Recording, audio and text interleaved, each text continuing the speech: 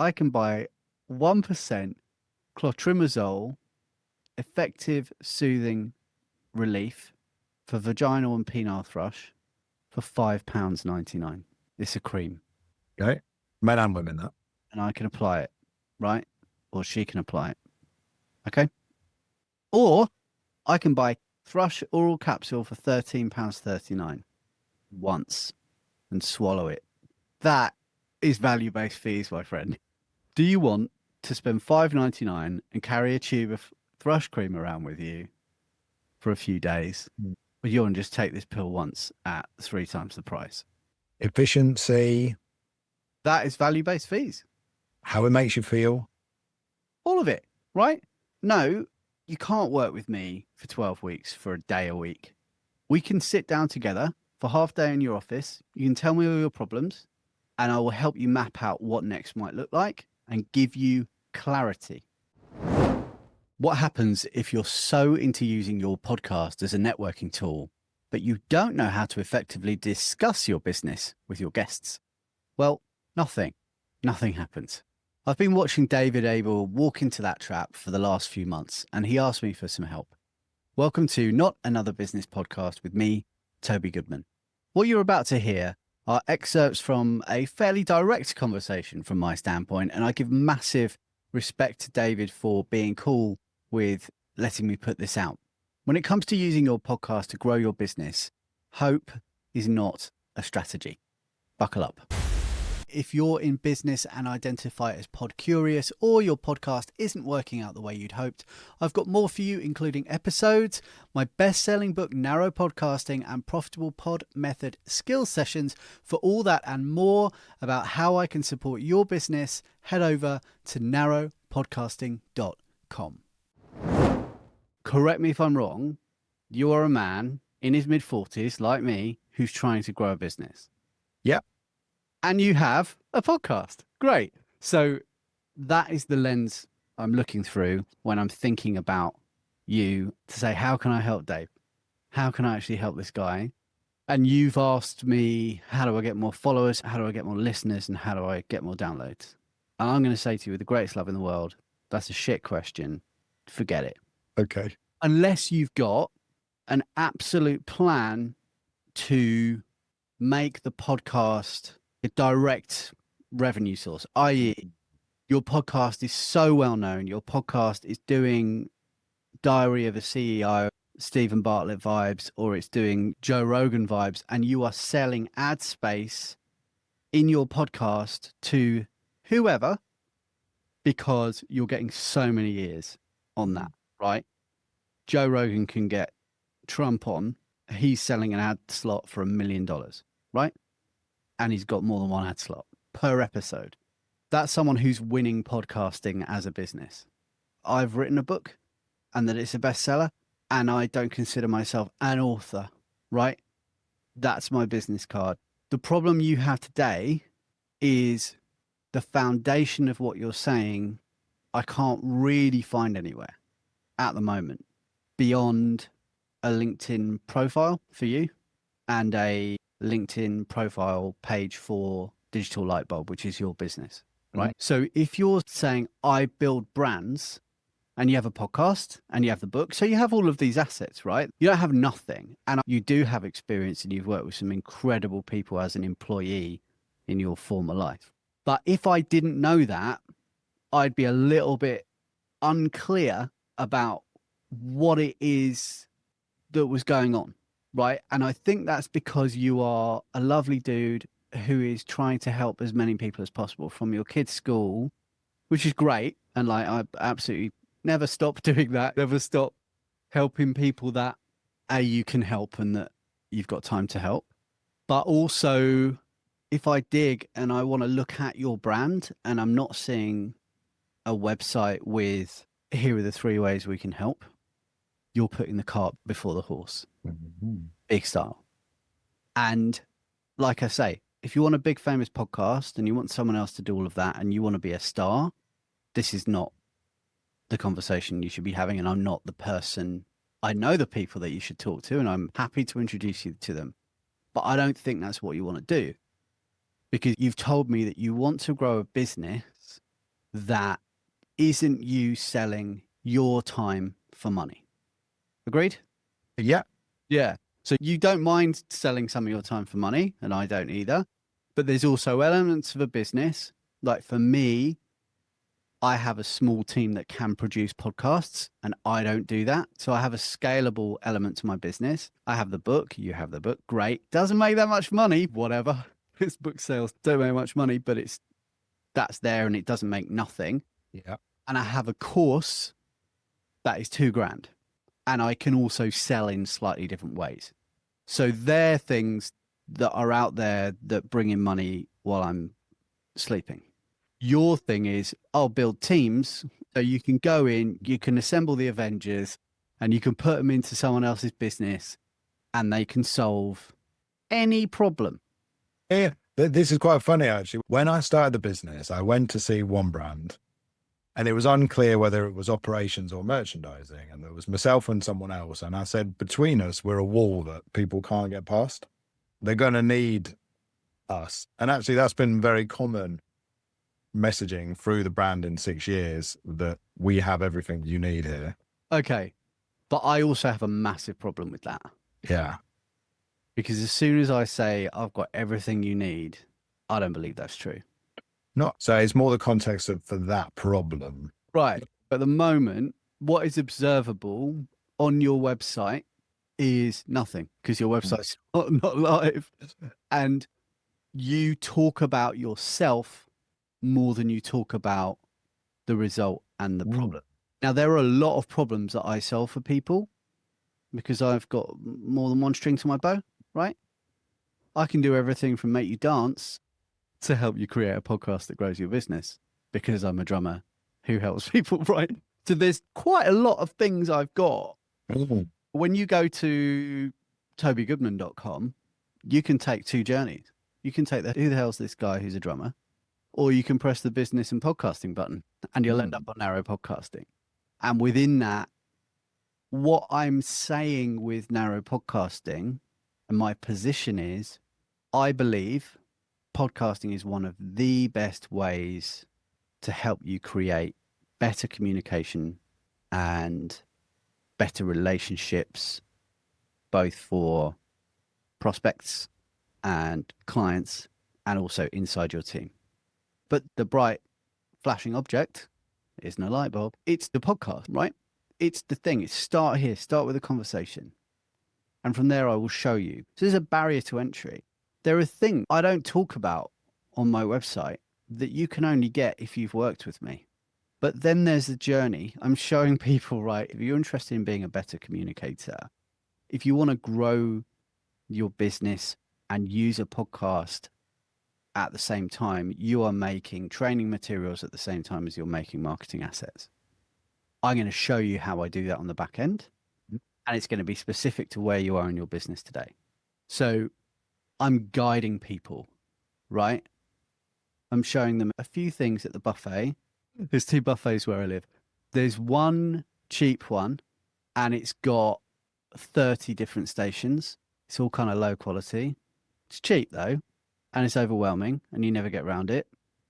And there's one in a really expensive 5-star hotel that probably has 10 stations, and the portions are perfectly sized so that you get around that bad boy and you stuff yourself with everything that they have to offer, or you just focus on the sushi because the sushi is like actually good sushi, for example. So isn't that interesting? They both offer you all you can eat for a fixed price. Funnily enough, the one with less options is the one that we go to when we're feeling more flush. So the problem that you have is, A, you don't have a website where I can see what I can buy. And you're mentioning things like ops and merch and all of these things that you know about. But at the top of the way you're communicating is, we'll come into your business if you're doing 6 or 7 figures and we'll solve all your problems. And all you have to do is hire us from 1 day a week. I also think that's a mistake.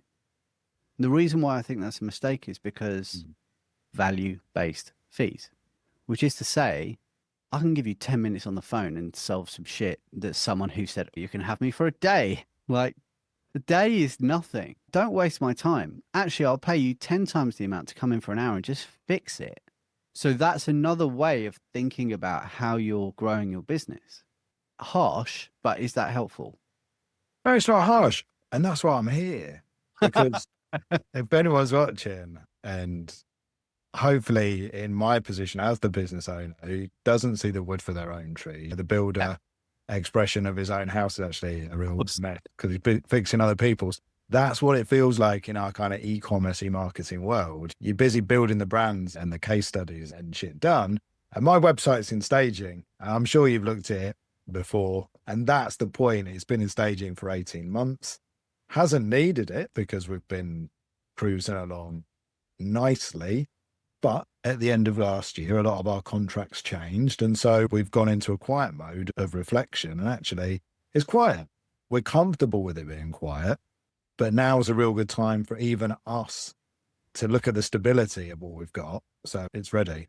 So there's a bit of a rebrand opportunity. And I've been the same. When the administration changed in the US, my business changed overnight. And I could not change that. Nothing I can do about that other than get. Yeah, I know. The vehicle changes. Yeah. And it feels business wise like COVID felt. Just everything stopped in a really weird way. But guess what? I've been through COVID and I'm that much older. So I know what to do a bit more. I have a bit more confidence. I can act a little bit faster. I can be decisive. I can not be hung up on making a mistake and I can just move on. And I can view everything I do as an experiment on my own business so that I'm not like, oh, it didn't work. Think like a scientist. What did we learn from that? Why didn't it work? And how do we do it better next time? The classic test and measure. And that stops me from hiding in a corner and thinking no one thinks I'm any good. I just go, that didn't quite work. Let's move on. So for you, your website's in staging, which doesn't mean anything, by the way. It just means it's not fucking live and no one knows what it is when you. Harsh. Right. But it's true. No, listen, I'll relay those points. Get your website up and running. Correct. I work in the 7-Eleven for business. So I know you need your channels and that's a key one to connect. And so, and what's funny is you've done 50 episodes of a podcast and I can't but wonder how much more effective that podcast would be if somebody went, that David seems like a nice character. Let me go to his website and say, oh, he's not launched his business yet. You know what I mean? It's like the standard pillars of credibility. You love having a chat. You love help. Like clearly, mate, you are one of those people who likes being part of something that is lifting people up as well. Oh. Like you want to help. You want to be part of a community. You've come to being an entrepreneur after having a career in corporate where lots of people shit on each other to get to the top. And now that you own your own ship, you're trying to also help other people. I saw this in around 2010, 2011, when I was building my first business with my friend James. And he was like, wouldn't it be great if we had a charitable element to what we did? I was like, yeah, that'd be great. And our business coach, John, at the time said, but guys, you aren't making any money. So you can be distracted by virtue and that's really dangerous. And he was right. He was absolutely right to say that. It was nuts behavior because fit your own mask first. You have to be able to show people. If you're in the business of saying, I help businesses grow, you have to be able to show up to the party with the appropriate attire on.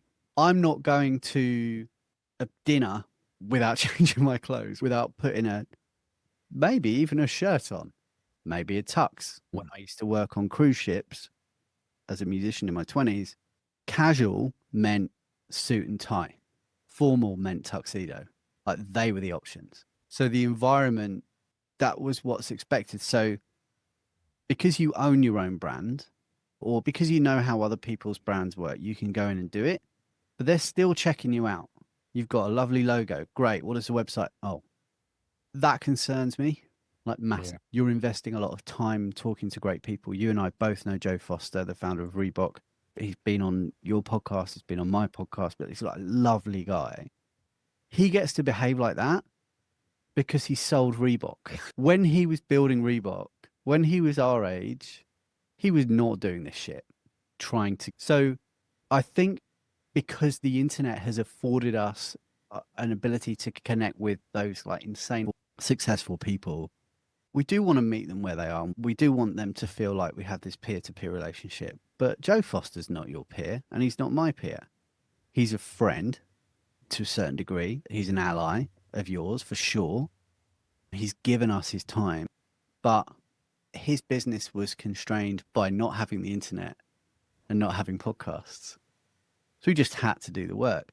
And I think there's a danger for some of us sometimes to just say, I'm just going to do more content and just lift people up and it will come. And I do agree that serendipitous moments are a thing. Let me see if I can do an episode one day where I don't mention Julian Treasure, but this one won't be it. He said to me during COVID on a call, what we're missing is the serendipitous moments in the corridors of the conference, not the keynote, right? So you're trying to create the serendipitous moments by having a podcast. I think that's a great strategy, but there still comes a stage. Let's say the serendipitous moment at the conference has got nothing to do with business and everything to do with a different time when you're a single guy and you're at that conference and you're at the bar and you're getting along great. And there is a moment where you move from being in a bar to swapping phone numbers with a view to having a date somewhere else, with a view to pretending you've left the bar separately and meeting upstairs later, or whatever it is, right? It depends on how the conversation goes. But you need to be able to show someone what you've got next in a way that is very clear to them. What are the rules of the game here? Have we actually just fallen in love? Or do you want to try before you buy? Both things are fine, but mutual consent needs to happen, right? So that's why I'm worried about your podcast. I'm worried about your podcast because you have a bright, shiny object, and I don't know what the hell to do next. You haven't created a stage and a platform where it sits and it reflects your ability to do all the things you say you can do for other people. My podcast, in fact, I will share the screen, and I appreciate certain people will be listening to this in audio. So my homepage of narrowpodcasting.com has a benefit, and that benefit is headline: use your podcast to attract and retain ideal clients, create powerful referrers, and find top talent. No ads, sponsorship deals, or large listener numbers. Now here's a free thing you can watch. Get clients with your podcast. Show me how. So there's a way for people to come in, and if they want to, they can give me their email address, and then I'll give them something that's valuable and short very quickly. They might not want that, so they might start to scroll. What do I really want? I want sales conversations. So if they can't be bothered watching a free thing or signing up to a thing, they can just get in touch. They can just work with Toby. They could also hire my podcast production service. How do I know if I can trust you? Oh, look, there's my book. There's a podcast. There's some testimonials, etc., etc. So if I go to something I know you have, which is a podcast, I'll click on the podcast tab, and you will see Kira and Gotham as the first two. There's a few more underneath. Kira has got nice episode art, which I think you do. She's got a title, and then she's got her own page on my website. So the player's there. You can do all the things. That's all fine. The show notes are there. But the best buyers, the ones with the most money and the biggest problems that you can solve, do not want to go through your content. They just want to hire you. So give them the button that moves them up to first class with the bigger baggage allowance.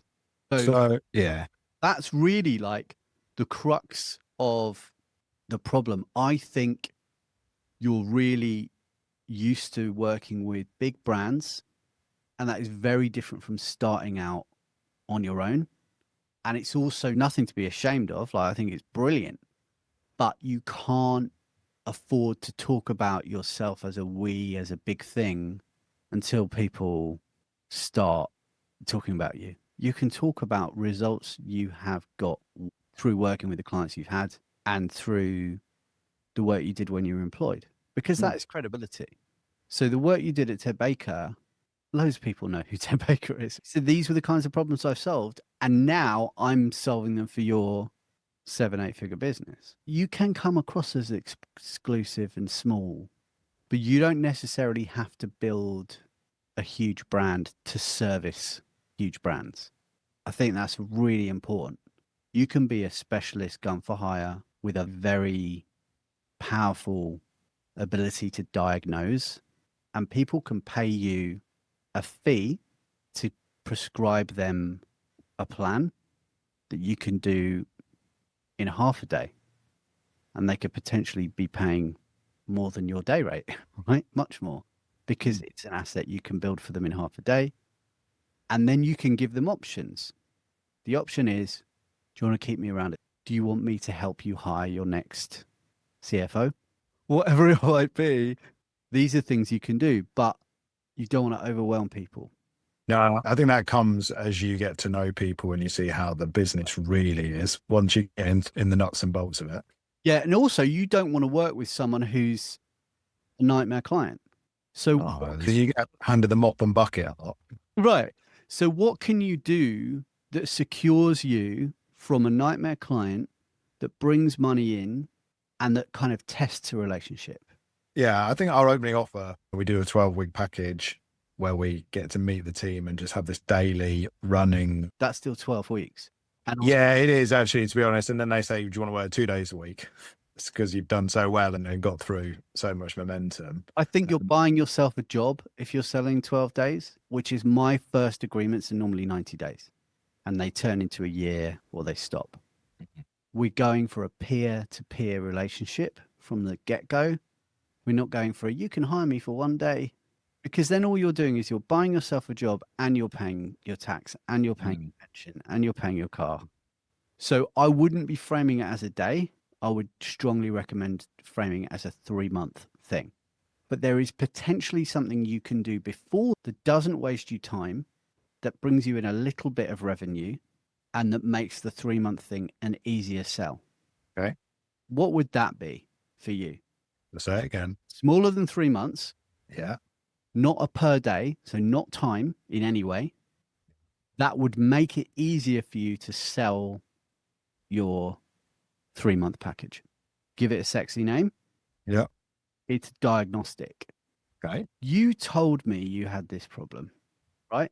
You told me you wanted to get more listeners for your podcast. You asked me how to do it, and I told you that was a shit question.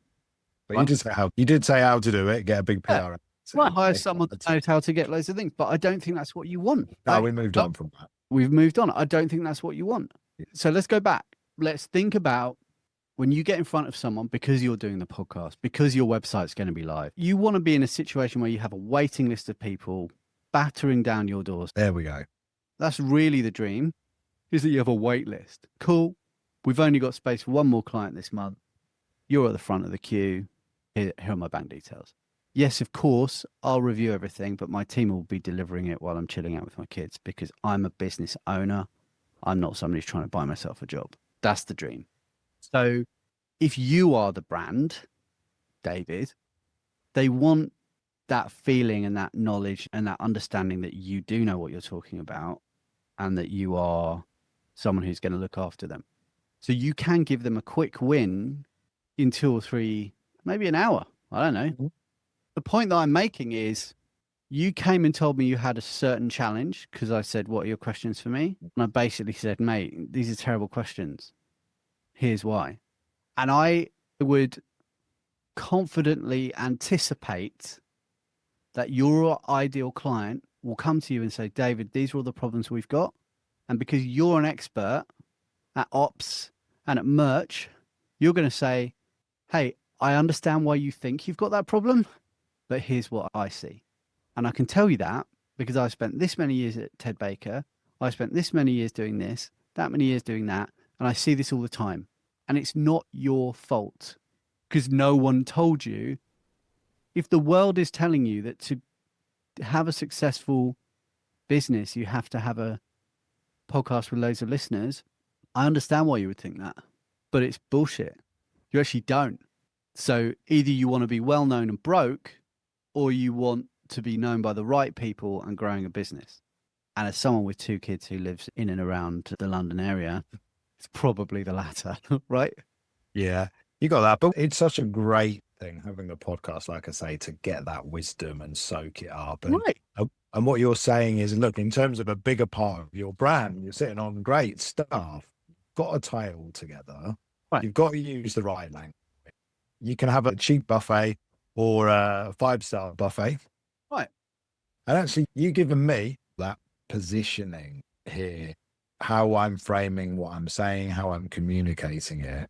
And more importantly, yeah, superb.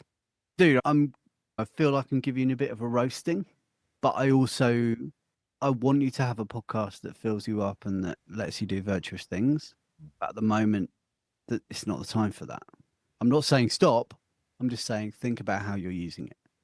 Do a little bit more work by linking it to your products and services. You are the Digital Lightbulb. Your business is ultimately the funder, the sponsor of your podcast, but you don't talk about it on your podcast. Yeah.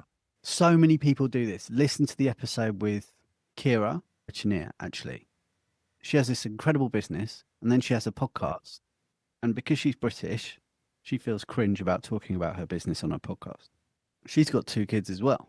Like, how much time have you got? Let the stuff that you're creating work for your business that you're trying to grow. It's pretty simple. And yet people go, that's the podcast. That's a different thing. It lives over there. The amount of businesses, big businesses I've seen. Oh yeah, we've got a podcast. I think it's somewhere on, is it not on the website? Yeah. I think with the podcast, it's really it has really changed the dynamic, like I say, of the network, because the idea was to say, let's do 100 podcasts, but 50 of those in your market who you want to work with. So you become the voice of your thing. And I see everyone else doing the same things, coming up with the same ways. And actually, the narrow podcasting has still worked, but I haven't really had any digital people in. Because you haven't talked about digital. So it's your asset. You can do what you like with it. Also, narrow podcasting can be misconstrued if you've only read the title of the book and you haven't read the book and you haven't actually spoken to me. You can do a narrow podcasting, which is e-com for 6-figure businesses, right? Yeah. That's narrow as it comes. That's very narrow, right? Okay. That's boring to everyone else other than e-com people that are trying to move from 5 to 6 figures. You could do that. That is narrow at the top. You can also do something that is broad at the top, i.e. not another business podcast or the Digital Lightbulb podcast, right? Doesn't matter what it's called, but it's narrow at the bottom. And at the bottom is unseen. But what you're doing with each of those episodes and why you're investing an hour of your time talking to someone and why you are spending time editing it beautifully and putting it on a website that lives on a domain you own is because you have an asset there that you can do things with that are frankly no one else's business. Not your listeners, by that, the generic listener. Listeners don't have money. They're bored. They want to be entertained. I have no idea who's listening to my podcast. Don't care. I actually don't care. I care as soon as they raise their hand and say, thank you, this was helpful. And I say, thanks for listening. And then even less of those will say, thinking about buying your course. And I'll go, if you're ready, then great. If everything on the page about this course gives you what you need today, you do the course. You carry on and thank you. Thanks for being a customer. And then even less people will say, I love you. Can I work with you? But because I'm not cheap, I don't need that many people. And some people might say, can you and your team help me with production? So people enter at different parts of the cycle. Your job, let's talk about Joe Foster, because we both know Joe Foster a little bit. How does Joe Foster talk about Dave? You'd have to ask him. He's his own man, but having met him and shared my life story with him, he'd say I was very candid, very driven, and very calm with the crowd. How does that help you? So actually your job, if you want, and I don't know, I spoke to Joe a long time ago, But people like Joe, who as soon as someone like Joe says, you need Toby or you need Dave, they'll be like, shit, if Joe says, then I better just call Dave right now. Yeah. Okay, you can tell your story and you can tell your stuff about business and do the book thing and all that together. And that's great. Well done. Sign of credibility. But I would like to know how many people Joe has met since your book came out who have said things and he's been able to go, you need my friend David for that. And I don't think you've done that yet. And the reason why I don't think you've done that yet is because I don't know who needs my friend Dave. But I do know other people you work for at Ted Baker personally. And I do know that you've accomplished things as a dude in business. I just don't know how to say to my network, if you've got this problem right now, Dave is your absolute number one guy. And the reason why I don't know how to say that is because when you talk about yourself and we in your business, it's like, we'll just send a team in to fix everything. But it doesn't help me. Because on the surface of it, I could be thinking, then you and I are competitors and we shouldn't be talking. But I don't think that's true either. I didn't do God knows how many years at Ted Baker in merchant branding and all. This is a Trojan horse. This is a stick up. There's absolutely no way that you and I can deliver the same results for clients. So I think you've got a target market commitment issue. And I think you're married to, I think because of where you're from, and I've seen this before with other people who have come from very well recognized brands, is you can be at a London Fashion Week and you can say Ted Baker and everyone's, oh, cool, Ted Baker's here. Let him into the secret VIP suite because someone from Ted. You cannot do that now. You can't do that with a startup or with a small business, with a small boutique consultancy business. You cannot do that. That's why I carry a duck to conferences because there's a guy with a duck. So people know who you are. Like people, because a lot of white guys with glasses and beards at conferences. Oh, yeah. So the duck thing, it works, right? There's always something. This backdrop on the Zoom screen is a woman looking at a guy yawning. And immediately you went, oh, what's that all about? I'm peacocking in a really random way. Even on Zoom, I'm doing it. So what's been most helpful to you? And thank you as well. It's been brilliant. And every time I talk to you, you do pull me to one side and say, hey, do this, and give great feedback. And every time I love it, and every time I act on it. The first time was, how do I do a podcast? And then I had one. I learned, change, grow in that spirit. The website, I knew you'd pick up on other channels and how the whole thing links together. The thing I was probably more surprised on was about how you're communicating, which is where you are the absolute guru. And just, you frame things in a way when we talk about value-based solutions and selling your time and even your ideal client and their needs, so much within that brand positioning. But my motto to a lot of brand owners is expose it to the danger of selling. What's the worst that can happen? Someone phones you up and says, will you work with me?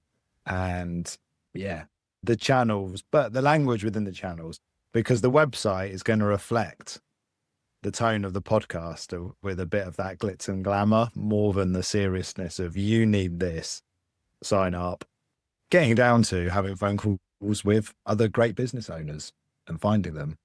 Your podcast is getting in the way of you having sales conversations. And that's the metric right now. How many sales conversations have you had this week, this month? Right. Value-based fees. I'm on the Boots website. And Boots for non-Brits is our CVS or our big pharmacy chain. And on Boots, I don't know why this came to mind, but this is just how my mind works. I don't have a problem. I'm on the Boots website and I can buy 1%. I'm just going to click on it. I can buy 1% clotrimazole, effective soothing relief for vaginal and penile thrush for £5.99. It's a cream. Okay. Men and women, that. And I can apply it, right? Or she can apply it. Okay. Doesn't matter. Or I can buy thrush oral capsule for £13.39 once and swallow it. That is value-based fees, my friend. Do you want to spend £5.99 and carry a tube of thrush cream around with you for a few days? Or you want to just take this pill once at 3 times the price? Efficiency, That is value-based fees.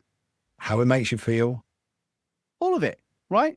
No, you can't work with me for 12 weeks for a day a week.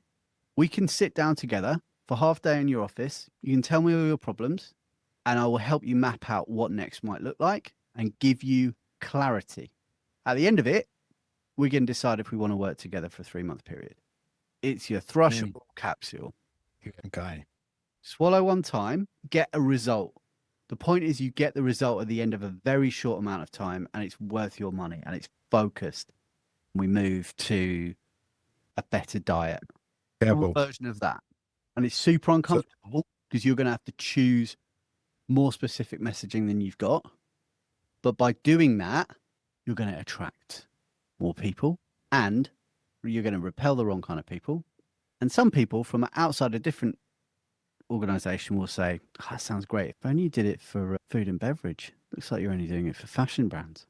Is there any chance you go, oh yeah, maybe let's do a clarity audit first and see if I can help you.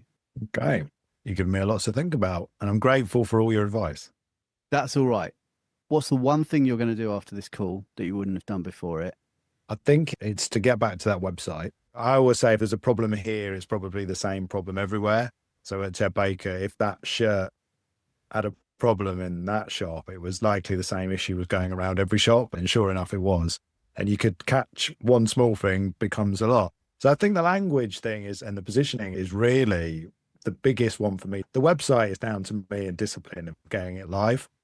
So I'll get on with it, as they say. And I think there'll be more around guest selection at some point. But again, just what we were talking around value-based fees and product psychology and positioning, it all comes back again to this one point. To have that list, to have that book me for an audit is something where I started and then just jumped the gun and just went, it could work with me. But actually I see your way of, you're selling, you're just trying to buy a job, which isn't what I'm trying to do. It's trying to build a team. Thank you so much. No, mate. I love it. Sorry, I was a bit harsh. Now, honestly, it was a bit uncomfortable, but not to the point of, well, you'd rather know than not know. And I appreciate you saying it for some reason. You've got a magic way with me, you have. Thanks so much for listening. If you enjoyed the episode, please give it a 5-star review and share it with someone you think it would help. If you're a business owner considering podcasting or you're not getting the results you wanted from the podcast you have, I've got more episodes, a best-selling book, Narrow Podcasting, and Profitable Pod Method skills sessions, all designed to help you where you are right now. For all of that and how I can support your business, head over to narrowpodcasting.com.